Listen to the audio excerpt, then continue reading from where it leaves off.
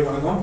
நம்ம சென்ற காணொலியில செய்யுள் பகுதிகள் 6ஆம் வகுப்பினுடைய இயல் 1, 2, 3 இந்த 3 இயல்களினுடைய செய்யுள் பகுதியை நம்ம தொகுத்து பார்த்திருப்போம். இந்த காணொலியில உரைநடை துணைப்பாட பகுதிகள் நான் முன்னாடியே சொல்லியாச்சு. இலக்கணத்தை தனியாக ஒரு தொகுப்பா பார்த்தாதான் சரியா இருக்கும் அப்படின்னு நம்ம ஏற்கனவே சொல்லிட்டோம். அது அடிப்படையில் இப்போ உரைநடை பாடங்கள்லயும் துணைப்பாடங்கள் இருக்கக்கூடிய அந்த பாடக்குறிப்புகளை நம்ம அப்படி எடுத்து நம்ம சொல்ல போறோம். முதல்ல நம்ம இருக்கக்கூடிய இயல்ல வளர் தமிழ் அப்படிங்கிற ஒரு பாடப்பகுதி இருக்கு. அந்த பாடப்பகுதியில் பார்த்தீங்கன்னா தமிழ் குறித்த தமிழுடைய தொன்மை குறித்த அதனுடைய சிறப்புகள்லாம் சொல்லப்பட்டிருக்கு. அதுதான் நம்ம இப்ப பார்க்க போறோம். அது நமக்கு தேவையான செய்யுள் பகுதியில் நம்ம வரி வரியாக பார்க்கணும், ஒரு சொல் ரீதியாக பார்க்கணும். ஏன்னு கேட்டா அது நமக்கு ஒரு சொல் கூட வினாவாக மாறலாம்.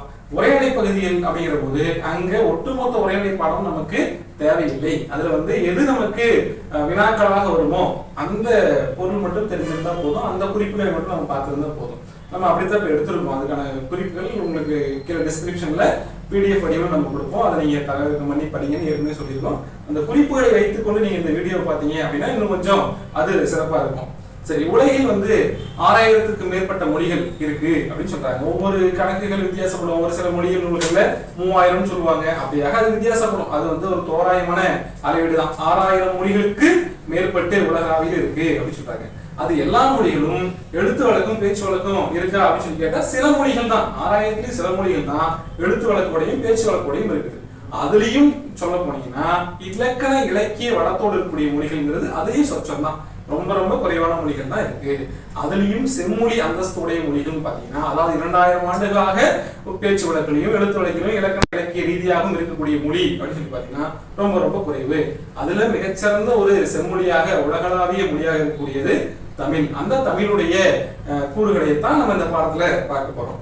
சரி, பாரதியார் சொல்றாரு. இந்த பாரதியாருடைய கொட்டேஷன் நம்ம ஏற்கனவே காணி நில வேண்டும்ங்கிற ஒரு பகுதியில் ஒன்று பார்த்தோம், அங்க பாடலாக பார்த்தோம். அதுக்கப்புறம் அறிவியலை ஆய்வோம் அப்படிங்கிற பகுதியில வானை அளப்போம் கடல் மீனை அளப்போம் அப்படின்னு சொல்லிட்டு அங்க ஒரு கொட்டேஷன் பார்த்தோம். இங்க தமிழ் குறித்து ஒரு கொட்டேஷனாக சொல்றாங்க.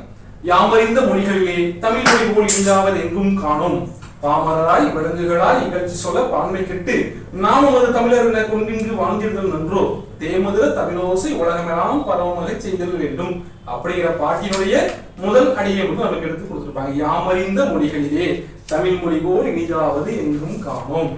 அதே மாதிரியாக இன்னொரு கொட்டேஷன் சொல்லியிருப்பார். யாமறிந்த புலவரிலே கம்பனை போல் வள்ளுவனை போல் இளங்கோவை போல் யாங்கு புவியில் யாங்கனுமே கண்டதில்லை அப்படின்னு சொல்லியிருப்பார். அதுவும் பாரதியார் தான். இங்க அவர் தெரிஞ்சுக்கிட்ட மொழிகள்ல அவர் ஒரு மொழியை தெரிஞ்சுக்கிட்டு சொல்லல, அவர் 8 மொழிகள் அவருக்கு தெரியும். 8 மொழிகள் தெரியுங்கிறதுனால யாம் அறிந்த மொழிகளிலே தமிழ் மொழி போல இனிதான மொழி எதுவும் இல்லை அப்படின்னு சொல்லி பதிவு பண்றார்.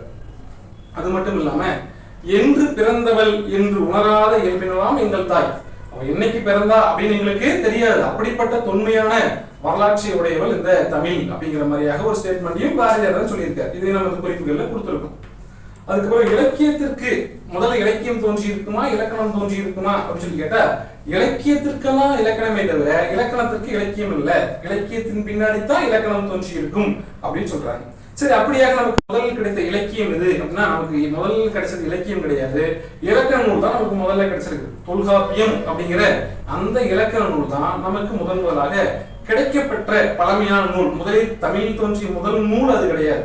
முதலில் கிடைத்த பழமையான நூல் எது அப்படின்னு சொல்லி கேட்டா அது நமக்கு தொல்காப்பியம் அப்படின்னு சொல்றோம். சரி, அது மட்டும் இல்லாம தமிழ்ல எப்படிப்பட்ட எழுத்துக்கள் இருக்குது அப்படின்னு சொல்லி பாத்தீங்கன்னா 2 வகையான எழுத்துக்களை சொல்றாங்க. ஒண்ணு வலஞ்சொலி எழுத்துக்கள், இன்னொன்னு இடஞ்சொலி எழுத்துக்கள் அப்படின்னு சொல்லிட்டு 2 வகையான எழுத்துக்கள் சொல்றாங்க. தமிழ்ல பெரும்பாலும் வலஞ்சொலி எழுத்துக்கள் தான் அதிகமாக இருக்குது அப்படின்னு சொல்றாங்க. வலஞ்சொலி எழுத்துக்கள் அப்படிங்கிறது ஒண்ணும் இல்ல, நீங்க ஆரம்பிக்கிற போது இப்படியாக ஆரம்பிச்சோம் அப்படின்னா இது எல்லாமே வலஞ்சொலி எழுத்துக்கள். சரிங்களா? வலது பக்கமாக நீங்க சொல்லி எழுதக்கூடிய எழுத்துக்கள் எல்லாமே வலஞ்சொலி எழுத்துக்கள். இப்ப நீங்க டா அப்படிங்கறது போட்டீங்கன்னா இதை நீங்க இப்படித்தான் போடுவீங்க. இடது பக்கமாக ஆரம்பிச்சு வருவோம். யா இடது பக்கமாக ஆரம்பிச்சு வருவோம். பா இங்க ஆரம்பிச்சு இப்படி போறோம். இப்படி வரது இல்லை. அப்ப இதை இடஞ்சொலி எழுத்துக்கள் வலஞ்சொலி எழுத்துக்கள் சொல்றாங்க. நமக்கு தமிழ் இருக்கக்கூடிய எழுத்துக்கள் பெரும்பாலும் வலஞ்சொலி எழுத்துக்களாகத்தான் இருக்குது அப்படின்னு ஒரு விஷயத்தை பதிவு பண்றாங்க. சரி, தமிழ்ங்கிற சொல் முதல்ல எங்க வந்திருக்குது அப்படின்னு சொல்லி கேட்டா, நமக்கு பழமையாக கிடைத்த நூலாகிய தொல்காப்பியத்திலே தமிழின் கிளவியும் அதனோரற்றே அப்படிங்கிற வடிகள்ல தமிழ் அப்படிங்கிற சொல்லுக்கான ஒரு இலக்கண விதிகளை சொல்றாங்க. அது அக்குச்சாரியை பெறும் அப்படிங்கிறத சொல்ல வரும்போதும் அங்க தமிழ் அப்படிங்கிற சொல்ல பயன்படுத்துறார் தொல்காப்பியர். தமிழின் கிளவியும் அதனோரற்றே. தமிழ்ங்கிற சொல்லும் அந்த லகரத்துக்கு பார்த்த இலக்கண விதியை போல பொருந்தும் அப்படின்னு சொல்ல வர்றாரு. அங்கு நமக்கு தமிழ்ங்கிற வார்த்தை முதலில் எந்த நூலில் இடம்பெற்றதுன்னு கேட்டா தொல்காப்பியத்தில் இடம்பெற்றிருக்குது அப்படிங்கிற விஷயத்தை நம்ம பதிவு பண்ணணும். அதுவும் 386வது நூற்பாவுல இந்த செய்தியை பதிவிட்டிருக்காங்க. சரி, தமிழ்நாடு அப்படிங்கிற சொல் எங்க முதல்ல வந்திருக்குது, எந்த இலக்கியத்துல வந்திருக்குது அப்படின்னு சொல்லி பார்த்தோம்னா சிலப்பதிகாரத்தினுடைய வஞ்சி காண்டத்துல 165வது அடியில இந்த விஷயம் பதிவு செய்யப்பட்டிருக்கு. இமிழ்கடல் வேலியை தமிழ்நாடு ஆக்கிய இது நீ கருதினே ஆயின். இமிழ்கடல் வேலியை தமிழ்நாடு ஆக்கினே, ஒன்றுக்கும் கடலால் சொல்லப்பட்ட அந்த தமிழ்நாடுங்கிற நிலப்பகுதியை நீ ஆட்சி பண்ண அப்படிங்கிற விஷயத்துல தமிழ்நாடு அப்படிங்கிற வார்த்தை அதுல வந்திருக்குது. அடுத்தது தமிழன் அப்படிங்கிற சொல் எங்க வந்திருக்குது முதல்ல அப்படின்னு கேட்டீங்கன்னா அப்பருடைய தேவாரமாகிய திருத்தாண்டகத்துல தமிழன் கண்டாய் அப்படிங்கிற சொல் அந்த தொடர்ல தமிழன் அப்படிங்கிற சொல் வந்திருக்குது. இப்ப இந்த 3 வினாக்களாக வருவதற்கான வாய்ப்பு இருக்குது. நாம இதுக்கு தான் அதிக முக்கியத்துவம் கொடுத்து படிக்கணும். தமிழ்ங்கிற சொல் முதல்ல தொல்காப்பியத்தில் வந்திருக்குது, தமிழன்கிறதையும் அப்படிங்கிற தொடர்ல. தமிழ்நாடு அப்படிங்கிறது சிலப்பதிகாரத்தினுடைய வஞ்சி காண்டத்துல நமக்கு இந்த அடிகள் வந்திருக்குது அப்படின்னு சொல்றாங்க. தமிழன் அப்படிங்கிற சொல் அப்பருடைய தேவாரமாகிய திருத்தாண்டகத்தில் தமிழன் அப்படிங்கிற சொல் வந்ததாக நமக்கு பதிவு பண்றாங்க. சரி, இதுல தமிழ சொல் அடிப்படையில் நீங்க பாக்குற போது சரியான சொல்ல அவங்க உருவாக்கி இருக்காங்க. உயர்திணை அப்படிங்கிறதுக்கு உயர்வுக்கு அதுக்கு எதிர்ச்சொல்லான தாள் அப்படின்னு கொண்டு போகாம அக்குநினை உயர்திணை அல்லாத திணை அப்படிங்கிற ஒரு சொல்ல கொண்டு போறாங்க. அப்ப அந்த சொல்லையும் சீரோட சிறப்போடையும் கொண்டு வந்திருக்காங்கன்னு சொல்றாங்க. அடுத்தது பார்க்கிற போது அந்த நமக்கு வினாக்கூறிய அந்த சொற்களை மட்டும் நம்ம பார்க்கணும். பாகற்காய் இந்த சொல்லை பிரித்தெழுதுக அப்படின்னு சொன்னாங்கன்னா அந்த பாகற்காய்க்கு அவங்க எதிர்ச்சொல் கசப்பு காய்னு கொண்டு வரல, அது இனிப்பு அப்படிங்கிறதுக்கு ஆப்போசிட் கொண்டு வராங்க. பாகு அல் காய். பாகற்காய் பிரிச்சோம்னா பாகு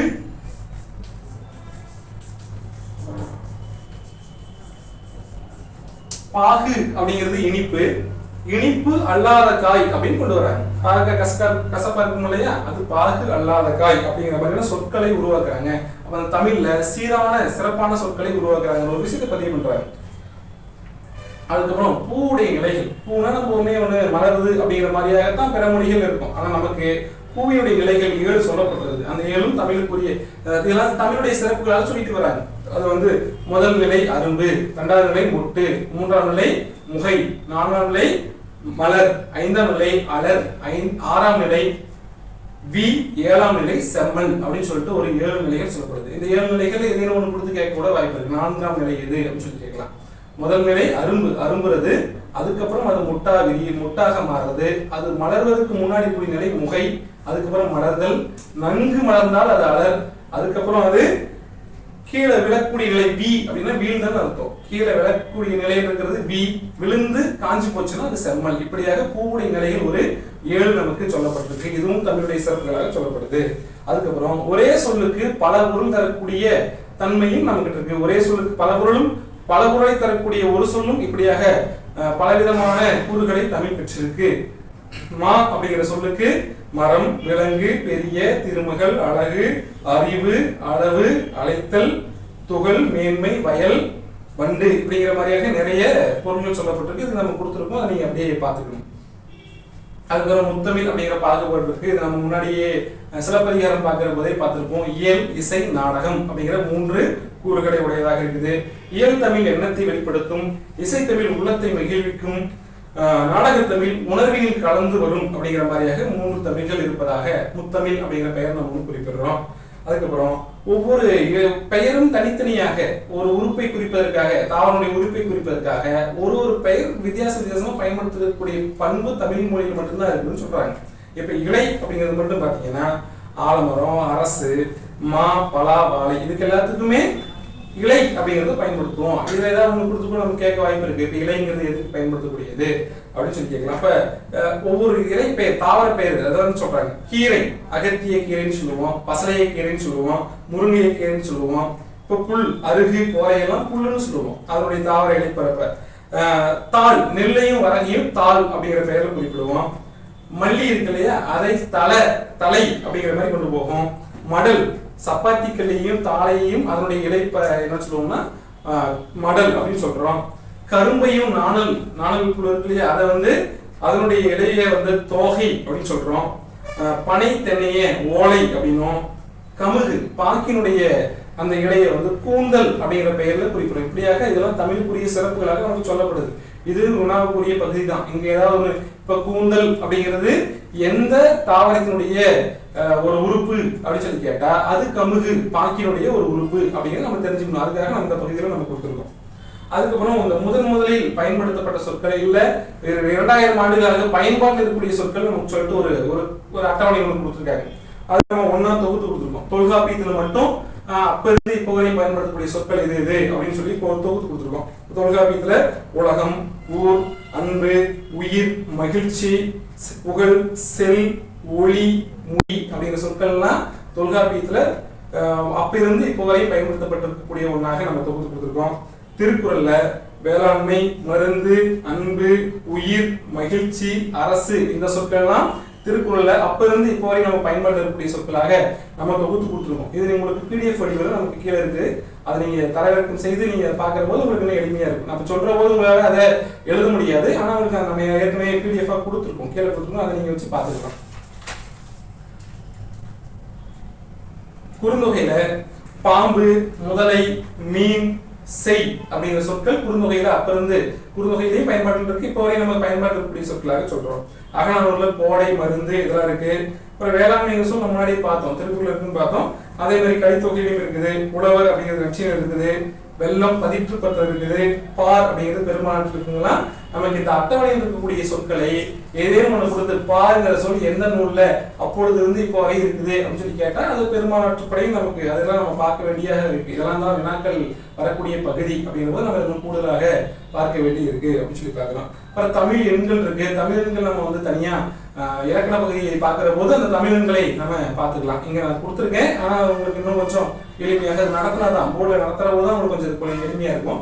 நம்ம இந்த கருமலைகளை கை வைக்காத மாதிரியான பாடங்களை தான் உங்களுக்கு கொடுத்துட்டு இருக்கோம். இலக்கணம் நடத்துற போது அதெல்லாம் உங்களுக்கு இன்னும் கொஞ்சம் தெளிவா கொடுக்க முடியும். இப்படியாக நமக்கு இந்த தமிழ் வளம் அப்படிங்கிற பாடப்பகுதியில இந்த பகுதிகள்லாம் நம்ம படிக்க வேண்டிய வினாக்கள் அமையக்கூடிய பகுதிகளாக நமக்கு இருக்கு அப்படின்னு சொல்லி பார்க்கிறோம். அடுத்து 2வது இருக்கக்கூடிய பாடம் சிறகின் ஓசை அப்படிங்கிற மாதிரியான ஒரு பாடம்.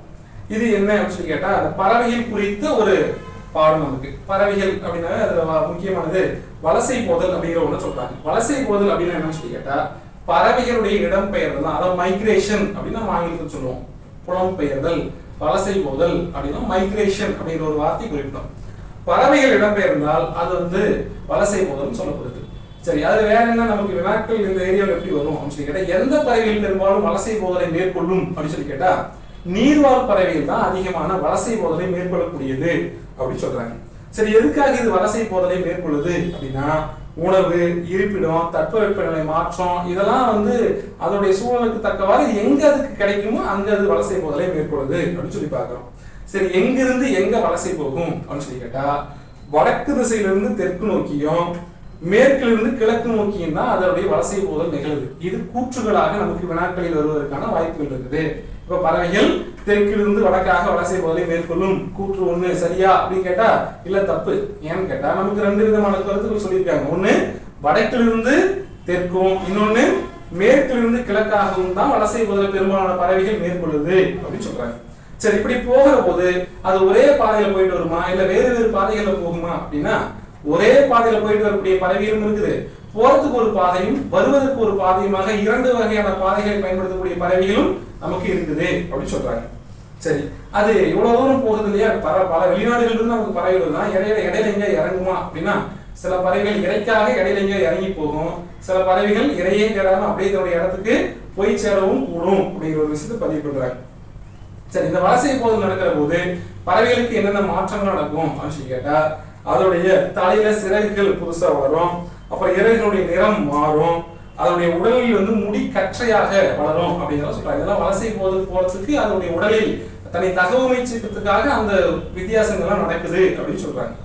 இதுதான் வந்து நமக்கு இப்படியாக ஏன் இந்த பாடங்கள் நம்ம எப்படி பார்க்கணும், கூற்றுகளாக ஏதாவது கொடுத்தா வாய்ப்பு இருக்குது, இப்படியெல்லாம் கூற்றுகளாக கொடுக்கலாம் அப்படிங்கிறத இவ்வளவு விளக்கமா நம்ம பார்க்கிறோம். சரி, இந்த வலசை போதலை குறித்த இலக்கிய சான்றுகள் ஏதாவது இருக்குதா அப்படின்னு சொல்லி கேட்டா ஆமா இருக்கு. தனிப்பாடல்ல ஒரு சான்று ஒண்ணு நமக்கு கொடுத்துருக்காங்க. சத்திமுத்த புலவர் அப்படிங்கிற ஒருத்தர் பாடிய அந்த பாட்டை நமக்கு கொடுத்துருக்காங்க. நாராய் நாராய் நாராய் விடுத்துவது அப்படிங்கிற ஒரே ஒரு பாட்டு பாடியிருப்பார். நாராய் நாராய் செங்கால் நாராய் பழம்படு மனையின் கிழங்கு விளந்தன்ன பவளக் கூர்வாய் செங்கால் நாராய் நீனின் மனைவியும் தென்திசை குமரியாடி வடதிசைக்கு ஏகுவீராயின் எம்மூர் சத்திமுத்த ஆவியும் தங்கி நனைசுவர் கூரை கனைகுரர் பள்ளி பாடுவார்த்திருக்கும் என் மனைவியை கண்டு எங்கோ மாறன் வழுதி குடலில் ஆடையின்றி வாடையும் விழிந்து கையது கொண்டு மெய்யது பொத்தி காலது கொண்டு மேலது தழுகி பேடையில் இருக்கும் பாம்பெனவு இருக்கும் ஏழையானை கண்டனும் எனுமே அப்படின்னு சொல்லிட்டு ஒரு பாட்டு இருக்கும். அந்த பாடலுடைய முதல் அடியையும் கடைசி அடியும் நமக்கு எடுத்து கொடுத்துருப்பாங்க. கடைசியில் அதுக்கு இடையில கூடிய ஒரு அடி தான் நாராய் நாராய் செங்கால் நாராய் அப்படின்னு அடி கொடுத்து தென் திசை குமரியாடி வடதிசைக்கு ஏகுவீராயின் அப்படிங்கிற அடியில வச்சு என்ன சொல்றாங்கன்னா, தென் திசையில குமரியாடிட்டு அது வடதிசையை நோக்கி எங்கிருந்து வந்துச்சு அந்த திசையை நோக்கி போவதாக ஒரு அடியை குறிப்பிட்டிருக்காரு. அது வலசை போதலை குறிப்பிட்டதுக்காக அந்த பாடடியை அவங்க சொல்றாங்க. இது சத்தியமுத்தர்களுடைய பாடடிகள். இந்த பாடடியை பொறுத்து இது யாருடைய அடி அப்படின்னு கேட்கறதுக்கான வாய்ப்பு இருக்குது அப்படின்னு சொல்றாங்க. சரி, இந்த செங்கால் நாரைகள் இன்னும் இருக்குதா அப்படின்னா இன்னும் இருக்கு. எங்க இருக்குன்னா ஐரோப்பாவில் இருக்குது அப்படிங்கிற ஒரு விஷயத்தை நமக்கு பதிவு பண்றாங்க. ஐரோப்பாவில இருந்து அந்த செங்கால் நாரைகள் இன்றளவும் தமிழ்நாடு வந்து செல்லக்கூடிய தன்மை இருக்குது அப்படிங்கிறது நமக்கு பாடத்துல காட்டியிருக்காங்க. சரி, வெளிநாட்டு பறவைகளுடைய புகலிடமாக, புகழ் அப்படிங்கிறதுங்க நம்ம ஒற்றலகம். புகழ் அப்படின்னா புகுவதற்கான அடைக்கலத்துக்கான இடம் அப்படிங்கிறதுனா எதுனா தமிழ்நாடு அப்படிங்கிற நமக்கு ஒரு விஷயத்தை கூடுதலா பதிவு பண்ணுவாங்க. வெளிநாட்டு பறவைகள் புகலிடமாக விளங்கக்கூடிய மாநிலம் எது அப்படின்னு சொல்லி கூட ஒரு நமக்கு கேட்கலாம். சரி, இப்படியாக போகிற போது அடுத்து ரொம்ப முக்கியமான ஒரு குருவியை பற்றி சொல்ல வராங்க. ஒரு பறவையினம் சிட்டுக்குருவி அப்படிங்கிற ஒரு பறவையினத்தை பற்றி சொல்ல வராங்க. இது வெகுவாக அழிந்து வரக்கூடிய ஒரு பறவையினமாக நமக்கு இருக்குது. அதுல வந்து அந்த ஆண் பறவைகளுக்கும் பெண் பறவைகளுக்குமான வித்தியாசங்கள் சொல்லியிருக்காங்க. இது எல்லாமே கூற்றுகளாகத்தான் வாய்ப்பு இருக்குது. இப்போ ஆண் பறவையினுடைய தொண்டை பகுதி எப்படின்னு சொல்லி கேட்டீங்கன்னா கருப்பு நிறத்தில் இருக்கும். அது மட்டும் இல்லாம அதனுடைய உடல் முழுக்க அடர் பழுப்பு நிறத்தில் இருக்கும். அதுக்கப்புறம் இதுதான் அதுக்கு ஆணுக்குரிய குறியீடுகள் அறிகுறிகளாக சொல்லப்படுது. பெண் குருவிகள் எப்படி இருக்குன்னு சொல்லி கேட்டா அதனுடைய கழுத்து எதுவும் கருப்பா இருக்காது. அதனுடைய உடல் வந்து மங்கிய பழுப்பு நிறத்தில் இருக்கும் அப்படின்னு சொல்லி சொல்றாங்க. இப்படியாக சிட்டுக்குருவியில ஆண் பெண்ணுக்கான வித்தியாசத்தை நமக்கு சொல்றாங்க. இந்த கூடு கட்டி வாழக்கூடிய பறவை தான் இது. இது என்னென்ன பண்ணும், என்னுடைய சில சிறப்புகள் தனியா சொல்றாங்க. இது எத்தனை முட்டைகள் இடும் அப்படின்னு சொல்லி கேட்டா 3 முதல் 6 முட்டைகள் வரை இடும்னு சொல்றாங்க. அடுத்து எத்தனையா அடைகாக்கும் அப்படின்னு சொல்லி கேட்டா 14 நாட்கள் அடைகாக்கும் அப்படின்னு சொல்றாங்க. அதுல 15வது நாள் இது குஞ்சு பொரிக்கும் அப்படிங்கிற ஒரு விஷயத்தை பதிவு பண்றாங்க. சரி, இது எங்கெல்லாம் வாழும் அப்படின்னு சொல்லி கேட்டா துருவ பகுதியை தவிர, துருவ பகுதி பனிப்பிரதேசங்கள் அங்க தவிர மற்ற எல்லா பகுதியிலும் அது வாழும். இங்க கூட ஒரு 4000 மீட்டர் உயரம் உள்ள இமயமலையில கூட வாழ்வதற்கான சாத்தியக்கூறுகள் இந்த பறவைக்கு இருக்குது அப்படிங்கிற ஒரு விஷயத்தை பதிவு பண்றாங்க. சரி, இதுக்கான உணவு என்னென்ன சாப்பிடுது அப்படின்னு சொல்லி கேட்டா அது தானியங்களை சாப்பிடுது, புழு பூச்சிகளை சாப்பிடுது. அதுக்கப்புறம் இதுல முக்கியமானது இதை நம்ம யோசிக்க மாட்டோம், மலர் அரும்புகளை சாப்பிடுது. மலர்களே அதனுடைய மொட்டுகள் அரும்புகள் அதையே சாப்பிடுது. தேன் சாப்பிடுது. அதுக்கப்புறம் இளம் தளிர்கள், அந்த இலைகளுடைய இளம் தளிர்களே அதையெல்லாம் சாப்பிடுது. அவங்க விஷயத்தை பதிவு பண்ணாங்க. அது கூற்றுகளாகத்தான் வரும். தனித்தனியா இப்ப வந்து சிட்டுக்குருவி எதை சாப்பிடுது அப்படின்னு சொல்லி கீழே ஆப்ஷன் கொடுக்கறதுக்கு வாய்ப்பு இல்லை. இப்படி கூற்றுகளாக வரதான் வாய்ப்பு இருக்குது அப்படின்னு சொல்லி பார்க்கலாம். சரி, என்னுடைய வாழ்நாள் எவ்வளவு அப்படின்னு சொல்லி கேட்டா குறைந்தபட்சம் 10 ஆண்டுகளும் அதிகபட்சம் 13 ஆண்டுகள், 10 முதல் 13 ஆண்டுகள் வரை நமக்கு இது உயிர் வாழுது அப்படிங்கிறது நமக்கு சொல்ல வராங்க. சரி, இந்த சிட்டுக்குருவிகளை பாதுகாக்கிறதுக்காக சிட்டுக்குருவி தினம்னு ஒண்ணு கொண்டாடுறாங்க. மார்ச் 20 உலக சிட்டுக்குருவிகள் தினம் அப்படிங்கிற ஒண்ணு சொல்றாங்க. ஒட்டுமொத்தமா இந்த பறவைகளை பற்றியான அந்த ஒரு புரிதலோட அதை பற்றியான அதை பாதுகாக்கணுங்கிற ஒரு முன்னெடுப்பை இந்தியாவில் செஞ்சவர் யாருன்னு சொல்லி கேட்டீங்கன்னா டாக்டர் சலீம் அலி அப்படிங்கிறவர். அவரை வந்து பறவைகளின் இந்தியாவின் பறவை மனிதர் அப்படின்னு சொல்றாங்க. இதை அடிப்படையாக வச்சுதான் அந்த இந்திரன் 2.0 அப்படிங்கிற படம் கூட வந்திருக்கும். அவர் வந்து டாக்டர் சலீம் அலிய இந்தியாவின் பறவை மனிதர் அப்படின்னு சொல்றோம். சரி, அவருடைய தன்னுடைய தன் வரலாறு நூலை என்ன பண்ணிருக்காரு சொல்லி கேட்டா சிட்டுக்குருவியின் வீழ்ச்சி அப்படிங்கிற பெயர்லயே தன்னுடைய தன் வரலாற்று நூலை எழுதியிருக்காரு. The Fall of Sparrow அப்படிங்கிற பெயர்ல எழுதியிருக்காரு. இதுதான் அவரை பற்றியான அவர் ஒரு ஸ்டேட்மெண்ட் ஒன்று இருக்குது. மனிதன் இல்லாத உலகில் பறவைகள் வாழ முடியும், பறவைகள் இல்லாத உலகில் மனிதன் வாழ முடியாது அப்படிங்கிற கூற்றுக்கு உரியவர் யார் அப்படின்னு கூட கேட்கலாம். இது வந்து இந்த டாக்டர் சலீம் அலி சொன்ன ஒரு கூற்றாக நம்ம பார்க்கிறோம். அடுத்தது இந்த பறவைகளை பற்றியான படிப்புக்கு இது எதுவும் இருக்கா அப்படின்னு சொல்லி கேட்டா பறவைகளை பற்றியான படிப்பு கூட இருக்குது. அது சொல்றாங்க ஆர்னித்தாலஜி அப்படின்னு ஒன்று சொல்றாங்க. இது பறவை பற்றியான படிப்பு அப்படின்னு சொல்றாங்க. இதுக்கு மேல அந்த நம்ம பாடப்பகுதியில் இருக்கக்கூடிய துணுக்கு செய்தியாக ஒரு 2 விஷயம் நம்ம பார்க்கிறோம். ஆர்டிகாலா அப்படிங்கிற ஒரு பறவை சொல்றாங்க. இது என்னன்னு சொல்லி கேட்டா 22,000 கிலோமீட்டர் வரை பறக்கக்கூடிய பறவை.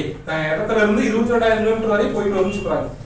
உலகிலே நெடுந்தொலைவு பறக்கக்கூடிய பறவை எதுன்னு சொல்லி கேட்டா ஆர்டிகாலா அப்படின்னு சொல்றாங்க.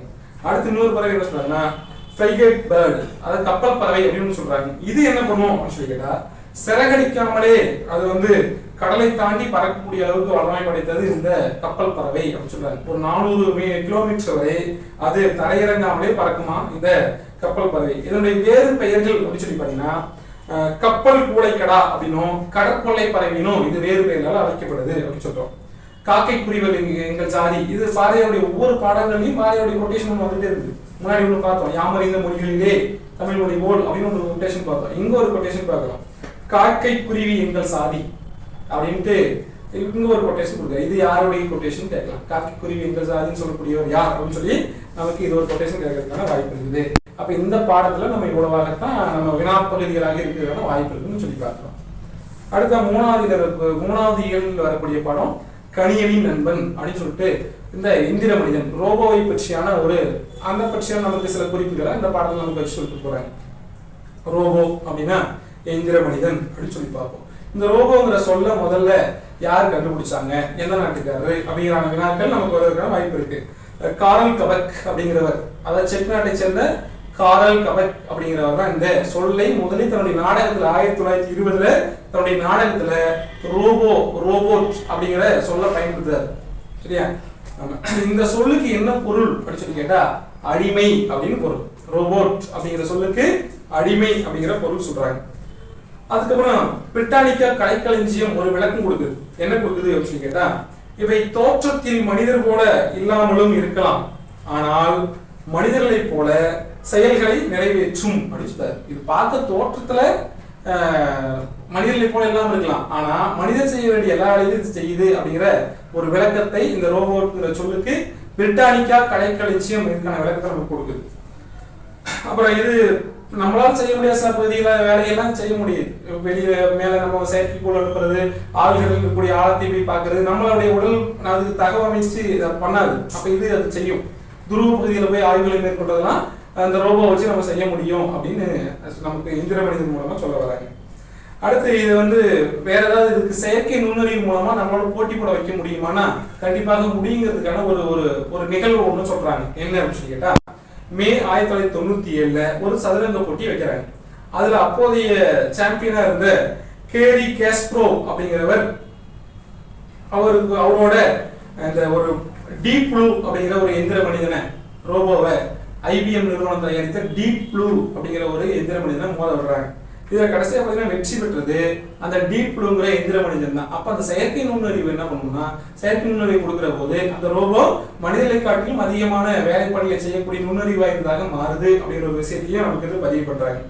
சரி, அடுத்த ரோபோவுக்கு வேற என்ன சிறப்பு இருக்குன்னு சொல்லி கேட்டா, ரோபோவுக்கு குடியுரிமையே ஒரு நாடு வழங்கி இருக்கு. சவுதி அரேபியா அப்படிங்கிற நாடு ரோபோவுக்கு, சோபியா அப்படிங்கிற ஒரு ரோபோவுக்கு குடியுரிமையே வழங்கி இருக்குது.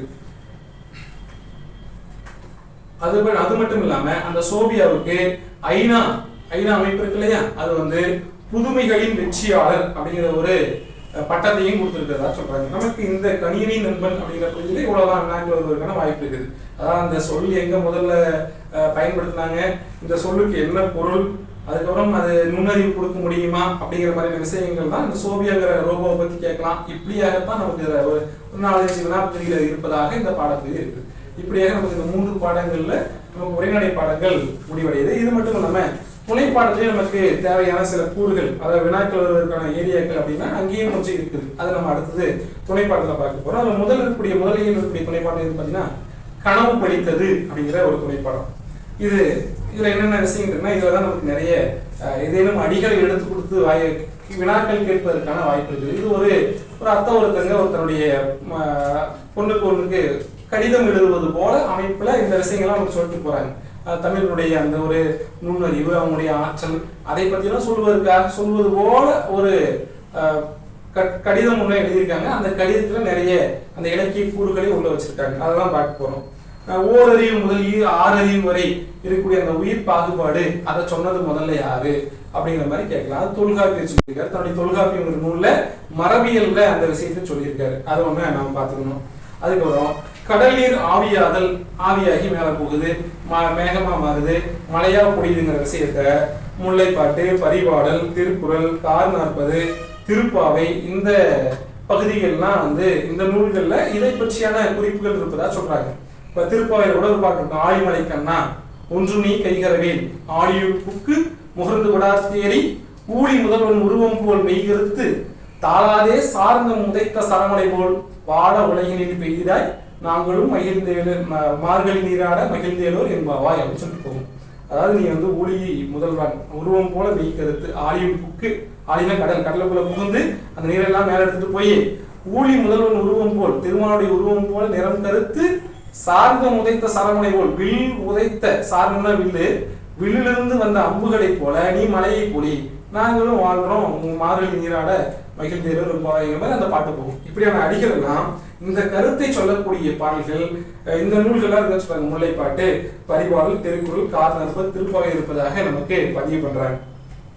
காரணற்பது என்ன சொல்றாங்கன்னா, கடல் நீர் முகந்த கமஞ்சூல் எழிலி, கடல் நீர் முகந்த கடல் நீரை முகர்ந்து எடுத்துட்டு போன கமஞ்சூல் எழிலி, எழிலினா மேகம், மேகமே அப்படிங்கிற ஒரு விஷயத்த காரணற்பதுல பதிவு பண்றாங்க. இதெல்லாம் இந்த பாடப்பகுதியில உங்களுக்கு ரொம்ப முக்கியமான பகுதி தான். ஏன்னு கேட்டா இதேனும் ஒரு அடி எடுத்து கொடுத்துட்டு இது எந்த நூலும் சொல்லப்பட்டிருக்குது அப்படின்னு சொல்லி கேட்கலாம்.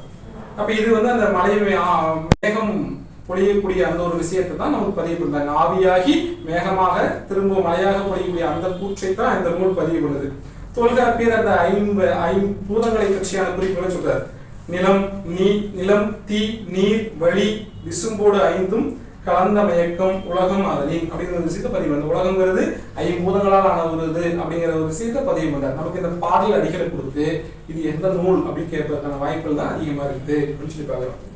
ஔவையாருடைய ஒரு பாட்டுல ஆழ அமுக்கி முகக்கினும் ஆழ்கடல் நாடி முகவாது நாள் நாளி, ஆழ அமுக்கி நீங்க என்னதான் அழுத்தி பிடிச்சாலும் கூட என்ன பண்ண முடியாதுன்னா நீரை உங்களால திரவ பொருளை அழுத்தி சுருக்கி விட முடியாது அப்படிங்கிற ஒரு விஷயத்த ஔவையார் தன்னுடைய பாட்டுல பதிவு பண்றாங்க. இது பாடல் அடியாக கொடுத்து யாருடையது அப்படின்னு கேட்கலாம், இல்ல இந்த பாடல் அடிகள் எந்த பொருளை வலியுறுத்தக்கூடியது அப்படின்னு கேட்கலாம். இப்படி ரெண்டு விதமான கேள்விகள் வருவதற்கான வாய்ப்பு இருக்குதுன்னு சொல்றோம். அடுத்து பதித்து பத்திர ஒரு அடிகள் சொல்றாங்க. நெடுவெல்லூசி நெடுவசி பறந்த வடு, நெடுவெல்லூசி அதாவது புண்பட்ட போர்க்களத்துல புண்பட்ட ஒருத்தனுக்கு வெண்மையான ஒரு ஊசியை வச்சு அவனுடைய வடுனா புண்ணை தைத்த ஒரு விஷயத்தை பதிவு பண்றாங்க. அப்பயே வந்து அந்த அறுவை சிகிச்சை எல்லாம் நடந்திருக்குது அப்படிங்கிற ஒரு விஷயத்தை நமக்கு பதிவு பண்றாங்க பதிற்று பத்துல. அடுத்து நச்சினையில கோச்சுரா எரிந்தன சுருங்கிய நரம்பின் முடிமுதல் பரதவர், பரதவர் வந்து பாலைநில நெய்தல் மக்கள் பரதவர்கள். அவங்க வந்து என்ன பண்றாங்கன்னா கோச்சுரா, கோடு கொம்பை உடைய சுறா, அந்த சுறா வந்து அடிச்சதுனால உண்டான புண், கிழிச்ச புண்ணு, அந்த புண்ணை என்ன பண்ணிருக்காங்க அப்படின்னு சொல்லி கேட்டா நரம்புகளை வைத்து அந்த நரம்புகள் மூலமாக அந்த தையலை போட்டிருக்காங்க ஒரு விஷயத்தை பதிவு பண்றாங்க இந்த நச்சினை பாடல் அடியில. அடுத்தது பாத்தீங்கன்னா அந்த கபிலருடைய திருவள்ளுவர் மாலை, திருவள்ளுவர் மாலை கபிலருக்கு கிடையாது, திருவள்ளுவர் மாலையில நிறைய பேர் பாடிப்பாங்க. அதுல ஒரு பாட்டு கபிலருடைய பாட்டு. அந்த பாட்டுல திணையளவு போதா சிறு புள்ளீர் நீண்ட பனையளவு காட்டும், திணையளவு இருக்கக்கூடிய ஒரு சிறு பனித்துளி இருக்கு இல்லையா நீர், அந்த நீர் துளி பனையளவு இருக்கக்கூடிய பனைமரத்தை அது தன்னுள்ள சுருக்கி காட்டும். அந்த ஒரு ஆடிகள் குறித்த அந்த ஒரு விஷயத்தை அறிவியல் சார்ந்த விஷயத்தை இதுல பதிவு பண்ணிருக்காங்க விஷயம் சொல்றாங்க. பெரிய மரம் ஆனாலும் என்ன பண்ணுது அந்த சிறிய பனித்துளியில மலைத்துளியில அதனுடைய உருவத்தை சுருக்கி காட்டும் அப்படிங்கிற ஒரு அறிவியலை நமக்கு சொல்றதாக அந்த விஷயத்தை பதிவு பண்றாங்க. சரி, இப்படியாக நமக்கு இந்த தமிழ் இருக்கக்கூடிய சில அடிகள் எல்லாம் கொடுத்துட்டு தமிழ் மொழி இப்படியான நுணுக்கமான அறிவுபூர்வமான நிறைய விஷயங்கள் அந்த காலகட்டத்திலே சங்க காலகட்டத்திலேயே சொல்லப்பட்டிருக்கிற விஷயத்தை நமக்கு சொல்றாங்க. இதுக்கு நமக்கு வினாக்கள் எப்படின்னா பாடலடியை கொடுத்து இது யாருடையது அப்படின்னு கேட்பதற்கான வாய்ப்பு இருக்குது. அதே சமயத்துல இந்த பாடலடி என்ன கருத்துக்களை வலியுறுத்துது அப்படிங்கிறத சொல்றதாக இருக்கு. இப்ப இதுல நம்ம கூடுதலாக ஒரு விஷயம் என்ன சொல்றோம், தமிழில் படித்தவர்கள் அப்படின்னு சொல்லிட்டு ஒரு 3 அறிஞருடைய பெயரை கொடுத்திருக்காங்க. அப்துல் கலாம் அவர் முன்னாள் குடியரசுத் தலைவர் நமக்கு தெரியும், அவர் தமிழிலேயே படித்தவர் அப்படிங்கிற ஒரு விஷயத்தை பதிவு பண்றாங்க. அதுக்கப்புறம் மயில்சாமி அண்ணாதுரை, இவர் வந்து இஸ்ரோனுடைய அறிவியல் அறிஞராக இருந்தவர், இவரும் வந்து தமிழ் மொழியில் படித்தவராக குறிப்பிடுறாங்க. இன்னொன்று சிவன் கடைசியா இருந்தவர், அவரும் வந்து இஸ்ரோ தலைவராக இருந்தவராக. இவங்கெல்லாம் வந்து தமிழில் படித்தவர்கள், தமிழ் மொழி தெரிஞ்சவங்க அப்படிங்கிற ஒரு விஷயத்தை பதிவு பண்றாங்க. தமிழர்கள் அறிவியல் மேம்பட்டவர்கள் அப்படிங்கிற விஷயத்தை பதிவு பண்றதுக்கு நமக்கு இந்த பாடப்பகுதியை வச்சிருக்காங்க. இந்த பாடப்பகுதியில் நமக்கு அவ்வளவுதான் வருவதற்கான வாய்ப்பு இருக்கு. அடுத்து எர்னஸ்ட் ஹெமிங்வேயுடைய கிழவனும் கடலும், the old man and the சீ அப்படிங்கிற ஒரு நாவல். இந்த நாவலை நமக்கு தமிழில் மொழிபெயர்த்து ஒரு சிறு கதையாக ஒரு அட்டை வழிய ஒரு படங்கள் ரீதியாக படத்தின் வழியாக அந்த கதையை சொல்வது போல நமக்கு தொகுத்து கொடுத்துருப்பாங்க. இந்த நாவல் எழுதினவர் யார் அப்படின்னு சொல்லி கேட்டால் ஓல்ட் மேன் இந்த சி அப்படிங்கிற எழுதினவர் எர்னஸ்ட் ஹெமிங்வே அப்படிங்கிறவர். இவர் வந்து 1954 இந்த நூலுக்காக நோபல் பரிசு வழங்கப்பட்டது. 1954 இந்த கிழவனும் கடலும் அப்படிங்கிற அந்த நூலுக்காக நோபல் பரிசு வழங்கப்படுது. இந்த இதுல எனக்கு நமக்கு என்ன வினாவா வரும் அப்படின்னு சொல்லி கேட்டா, அந்த நூல் யாருது, எப்ப நோபல் பரிசு வாங்குச்சு அப்படி கேட்கலாம். எல்லாம் இருக்கக்கூடிய கதாபாத்திரங்கள் 2 பேர் இருப்பாங்க. நமக்கு இருக்கக்கூடிய பாடப்பகுதி வேற. சாண்டியாகோ அப்படிங்கிறத அந்த கதையினுடைய நாயகனாக இருப்பாரு. அவர் வந்து ஒரு 84 நாட்கள் தொடர்ச்சியாக மீன் பிடிக்க போவார். முன்னாடி மீன் அவருக்கு சிக்கிட்டு இருக்கும். ஒரு 84 நாட்கள் தொடர்ச்சியாக அவருக்கு போறாரு, மீன் கிடைக்கல. அப்ப அவருக்கு உறுதுணையாக ஒருத்தர் வருவான். அந்த பையன் பேர் சொல்லி கேட்டா மனோலின் அப்படிங்கிறது அந்த பையனுடைய பேர். அவன் ஒரு முதல் 40 நாள் பாக்குறான். அவனுக்கு வந்து இவருக்கு மீனே கிடைக்கும்னு சொல்லிட்டு அவங்க வீட்டுல இருந்தவங்க அவர் வேற ஒருத்தருக்கு வேற ஒரு ஷிப்புக்கு அனுப்பிச்சிடுறாங்க. அப்ப தனியாகத்தான் அடுத்து மீதி இருக்கிற நாட்கள் 44 நாட்கள் இவருக்கு தனியாக தான் போறாரு. மொத்தமாக 84 நாள் போறாரு. இவருக்கு எதுவுமே கிடைக்கல. ஆனாலும் இவருடைய முயற்சி கைவிடல. 85வது நாள் வந்து இவருக்கு தூண்டில மீன் சிக்குது. ஒரு பெரிய சூறை மீன் சிக்குது. அந்த சூறை மீனை பிடிச்சி ரொம்ப சிரமப்பட்டு கொண்டு வராரு. ரொம்ப ஆர்வத்தோடு கொண்டு வராரு. கப்பலில் கட்டிட்டு வரும்போது பார்த்தீங்கன்னா சைடில் அது வருவதற்குள்ளார அங்கே கடலில் இருந்த மற்ற மீன்கள்லாம் சாப்பிட்டு முடிச்சிருக்கோம். இங்கே வந்து பார்க்குற போது வெறும் அந்த மீனுடைய எலும்பு கூடுதான் இருக்கும். இப்படியாக அந்த கதையை போகும். நமக்கு இதில் எவ்வளோலாம் நம்ம கதையெல்லாம் தேவையில்லை. அதுக்குரிய வினாக்கள் ஏரியா எதுன்னு சொல்லிங்கன்னா அதனுடைய நாயகன் யாரு, அவருக்கு துணையாக வந்தது யார், எத்தனை நாள் அவர் மீன் பிடிக்க போனார், எத்தனை நாள் கிடைச்சது, அப்படியே நமக்கு வினா வருவதற்கான வாய்ப்பு இருக்கும். நமக்கு இதில் அவ்வளோதான். நமக்கு பாடப்பகுதியை வினா பகுதியாக வரக்கூடிய பகுதிங்கிறது இவ்வளவுதான். இது போதுமானது. அடுத்து ஒளி பிறந்தது அப்படிங்கிற ஒரு துணைப்பாட பகுதி. இது அப்துல் கலாம் அவரை வந்து நேர்காணல் எடுப்பது போல, அதாவது அவர் வந்து திரையில் அவர் வந்து அவருடைய காணொலி தெரிவது போல, இங்க இருக்கவங்க வந்து வினாக்கள் கேட்பது போல அந்த ஒரு பாடப்பகுதி இருக்கும். அதுலயும் நமக்கு வந்து ஒரு வினாக்கள் வருவதற்கான பகுதிகள் இருக்குது. அவர் வந்து குழந்தைகளிடம் மிகுந்த அன்பு காட்டியவர், குழந்தைகளிடமும் மாணவரிடமும் மிகுந்த அன்பு காட்டியவர் அப்படிங்கிற ஒரு விஷயத்தை நமக்கு பதிவு பண்றாங்க. இவருக்கு வந்து 10 வயதாக இருக்கிற போதே அந்த வானில் பறக்க வேண்டும் அப்படிங்கிற ஆசை வந்ததா அவர் சொல்றாரு. இவருக்கு அப்துல் கலாம் எந்த வயதில் வந்து இவருக்கு வானில் பறக்க வேண்டிய ஆசை வந்ததுன்னு சொல்லி கேட்க அப்படி கூட கேட்கலாம், எப்படி வேணாலும் கேட்கலாம். அவர் 10 வயதில் இருக்கிற போதே அவர் வந்து வானில் பறக்க வேண்டும் அப்படிங்கிற ஆசை இருந்ததாக ஒரு விஷயத்தை பதிவு பண்றாங்க. இவருக்கு பிடித்த நூல் எது அப்படின்னு சொல்லி கேட்கிற போது திருக்குறள் எனக்கு பிடித்த நூல் அப்படின்னு சொல்றாரு. அதுலயும் அந்த ஒரு குறள் ஒன்று சொல்லுவார், அறிவுடைமை வரக்கூடிய அறிவற்றம் காக்கும் கருவி செருவார்க்கும் உள்ளளிக்கலாக அரண். அறிவு தன்னை அறிவிலிருந்து காக்கக்கூடிய கருவி, அதாவது பகைவரிடமிருந்து தன்னை அழியாமல் பார்த்துக் கொள்ளக்கூடிய கருவின்னு சொல்லி கேட்டா அறிவு தான். அறிவு தான் நமக்கு இருக்கக்கூடிய மிகப்பெரிய ஆயுதம் அப்படிங்கிற ஒரு விஷயத்தை பதிவு பண்றார். அது என்னுடைய வாழ்க்கைக்கு வலு சேர்த்ததாக சொல்றாரு. இது வினாக்கள் வருவதற்கான வாய்ப்பு இருக்கு. தன்னுடைய வாழ்க்கைக்கு வலு சேர்த்ததாக அப்துல் கலாம் எந்த குறளை குறிப்பிடுறாரு அப்படின்னு சொல்லி கேட்டா அறிவற்றம் காக்கும் கருவி செருவார்க்கும் உள்ளளிக்கலாக அரண் அப்படிங்கிற ஒரு விஷயத்தை பதிவு பண்றோம். சரி, அதோட அடுத்து இன்னொரு நூலை என்ன சொல்றாரு, இது எனக்கு ரொம்ப ரொம்ப பிடிச்ச நூல் அப்படின்னு சொல்லிட்டு வாட்சனுடைய விளக்குகள் பல தந்த ஒளி, லைட்ஸ் ஃப்ரம் மெனி லாம்ப்ஸ் அப்படிங்கிற ஒரு நூலை சொல்றாரு. இந்த நூல் வந்து எனக்கு இன்னும் திருக்குறளை காட்டிலும் இன்னும் மிகவும் எனக்கு பிடித்த நூலாக சொல்றாரு. ஏன் அப்படின்னு சொல்லி கேட்டா, அது வந்து எனக்கு ஒரு 3 விஷயத்தை உணர்த்துச்சு. அறிவு, தன்னம்பிக்கை, மகிழ்ச்சி என்ற இந்த 3ஐயும் இந்த நூலை படிச்சதுக்கு அப்புறம் தான் நான் பெற்றேன் அப்படின்னு சொல்றாரு. இந்த 3 எனக்குள்ள வந்தது இந்த நூலை படிச்சதுக்கு அப்புறம் தான். வாட்சனுடைய விளக்குகள் பல தந்த ஒளி அப்படிங்கிற லைட்ஸ் ஃப்ரம் மெனி லாம்ப்ஸ் அப்படிங்கிற ஒரு நூலை பதிவு பண்றாரு. சரி, நீங்க எப்ப ரொம்ப பெருமையா நினைச்சீங்க, எப்ப ரொம்ப மகிழ்ச்சியா நினைச்சீங்கன்னு சொல்லி கேட்டா, நான் வந்து ஒரு செயற்கை கால்களை கண்டுபிடித்த போது, கார்பன் இலைகளை கொண்டு ஒரு 300 கிராம் இடையில செயற்கை கால்களை கண்டுபிடித்த போது நான் பெரும் மகிழ்ச்சி அடைஞ்சேன். அவங்க வந்து அதை காலில் போட்டு நடக்கிற போது நான் பெரும் மகிழ்ச்சி அடைஞ்சேன் அப்படிங்கிற ஒரு விஷயத்த பதிவு பண்றாரு. அதுக்கப்புறம் இந்த அக்னி பிருத்திவி ஏவுகணைகள்லாம் கண்டுபிடிச்சதுக்கு அப்புறம் பாதுகாப்பு துறையில ஒரு பாதுகாப்பு தன்மை கூடுச்சு அப்படிங்கிற ஒரு விஷயத்த பதிவு பண்றாரு.